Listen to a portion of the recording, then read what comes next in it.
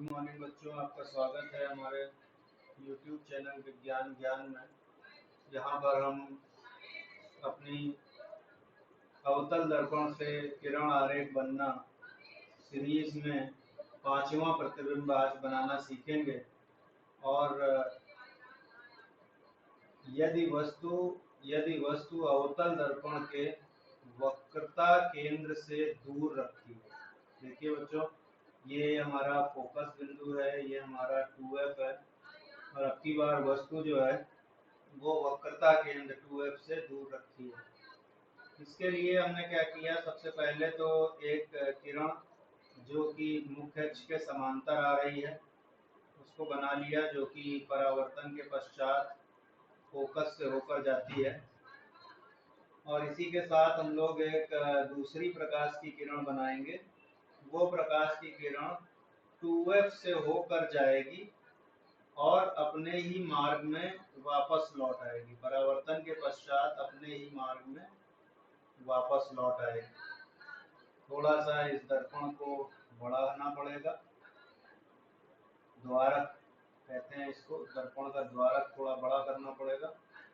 और इस तरह से ये जाने वाली किरण है और यही वापस आने वाली किरण है। अब अगर आप ध्यान से देखिए तो ये इस बिंदु पर एक दूसरे को काट रही है। जहां पर काट रही है यहाँ पर हम इसमें प्रतिबिंब बना देंगे।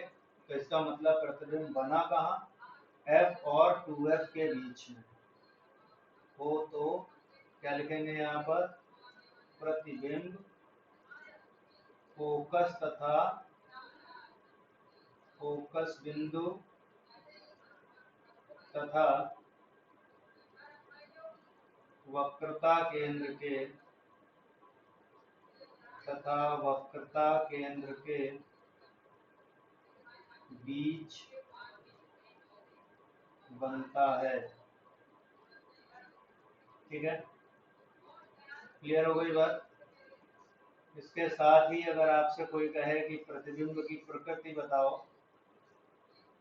तो प्रतिबिंब की प्रकृति क्या होगी। प्रतिबिंब की प्रकृति में सबसे पहले प्रतिबिंब कैसा बन रहा है, उल्टा। सबसे पहला प्रतिबिंब बना है, हमारी पहली प्रकृति हो गई कि प्रतिबिंब उल्टा बन रहा है। दूसरी बात है कि उल्टा बनने का मतलब ये प्रतिबिंब वास्तविक है।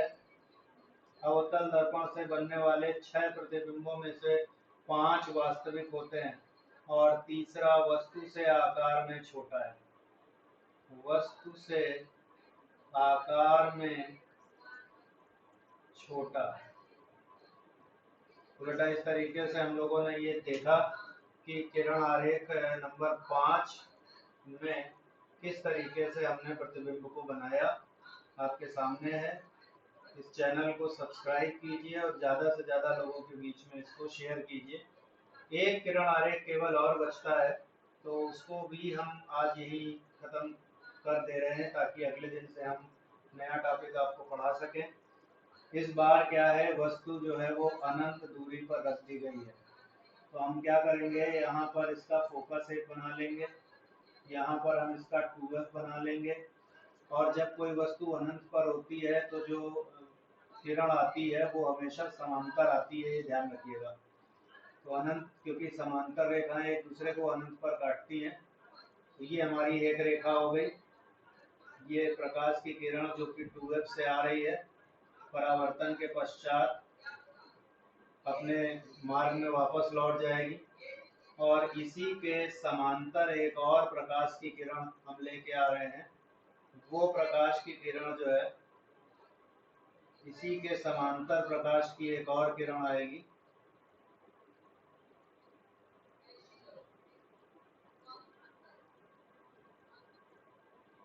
और ये परावर्तन के पश्चात जो है वो मुख्य अक्ष के समांतर हो जाएगी। तो हम लोग यहाँ से इसको मुख्य अक्ष के समांतर कर देंगे इस तरीके से। और आप देखो यहाँ पर प्रतिबिंब बना। इसका मतलब क्या हुआ कि प्रतिबिंब कहाँ पर बना, प्रतिबिंब फोकस पर बना है। प्रतिबिंब फोकस बिंदु पर बनता है और अगर आप इसकी प्रकृति निकालेंगे, प्रतिबिंब की प्रकृति क्या है, तो सबसे पहली बात प्रतिबिंब उल्टा है, दूसरा वास्तविक है और वस्तु से आकार में बहुत छोटा है। तो उल्टा है, वास्तविक है और वस्तु से आकार में छोटा है। ठीक है, तो इस तरीके से हम लोगों ने कुल 6 तरीके के किरण आरेख बनाए। एक बार आइए जरा देख लेते हैं कि किस तरह से हम लोगों ने किरण आरेख की पूरी बात करी है। हम लोगों ने वस्तु की स्थिति और प्रतिबिंब की स्थिति को समझा है। प्रतिबिंब की स्थिति, पहली बार जब वस्तु अनंत पर थी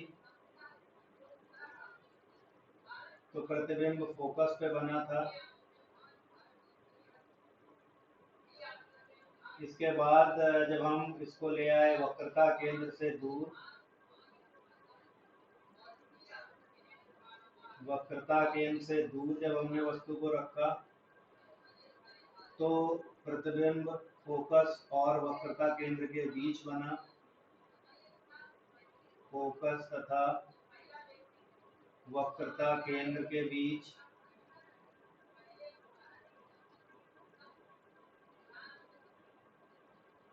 यदि वस्तु वक्रता केंद्र पर है तो क्या होगा, तो प्रतिबिंब भी वक्रता केंद्र पर बनेगा।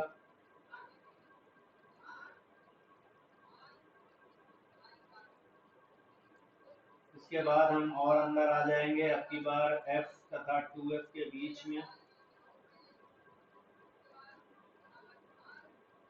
वक्रता केंद्र को ही 2f बोलते हैं।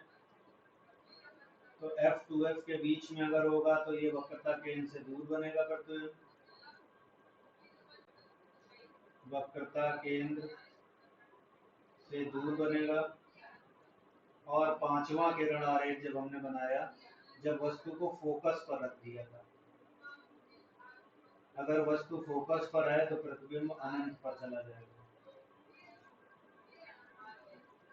और छठवां जो है वो बताया था कि फोकस और ध्रुव के बीच अगर कोई वस्तु रखी जाए, फोकस तथा ध्रुव के बीच, तो ये जो प्रतिबिंब है ये दर्पण के पीछे बड़ा, सीधा तथा आभासी, तो ये एक अकेला प्रतिबिंब है जो कि आभासी बनता है। इसके अलावा कोई भी प्रतिबिंब, जितने भी प्रतिबिंब लोगों ने इसके अलावा बनाए हैं वो सारे प्रतिबिंब जो हैं वो वास्तविक हैं। केवल यही एक प्रतिबिंब है आखिरी वाला जो कि आभासी बनता है। इस तरीके से हमने ये सारे किरण और किरण आरेख, सारे किरण आरेख हमने आपको सिखा दिए हैं। अब इसकी बार बार सतत प्रयास करने की आवश्यकता है। जितना ज़्यादा आप इनको बनाएंगे, कापी पर खींचेंगे, पेन स्याही बर्बाद करेंगे, उतना ही ज़्यादा ये आपको आएगा। ठीक है, मैंने हालांकि ये बात कही कि पेन स्याही बर्बाद करेंगे तो जितना ज़्यादा उसको प्रयोग करेंगे वही वही उसका सही उपयोग है। इसको आप बस ध्यान में बिठा लीजिए, क्योंकि आंकिक प्रश्नों में इनकी बहुत ज़रूरत पड़ती है। और कई बार तो सीधा सवाल भी बोर्ड परीक्षा में केवल यही आ जाता है कि हमको ये बता दीजिए कि वस्तु कहाँ रखी है, उसका प्रतिबिंब कहाँ बनेगा। ये ऊपर वाले जितने प्रतिबिंब हैं, ये जितने भी प्रतिबिंब हैं, ये सारे के सारे प्रतिबिंब जो हैं वो वास्तविक, और जितने भी वास्तविक प्रतिबिंब होते हैं वो सब उल्टे होते हैं। कुछ वस्तु से बड़े हैं, कुछ वस्तु से छोटे हैं। ये आपको किरण आरेख देखकर पता चलेगा कि कौन सा छोटा है और कौन सा बड़ा है। आज की बात को यहीं रोकते हैं। इस चैनल के वीडियोस को ज़्यादा से ज़्यादा शेयर कीजिए ताकि हमारी बात बहुत सारे बच्चों तक पहुंच सके। आपका दिन शुभ हो। धन्यवाद।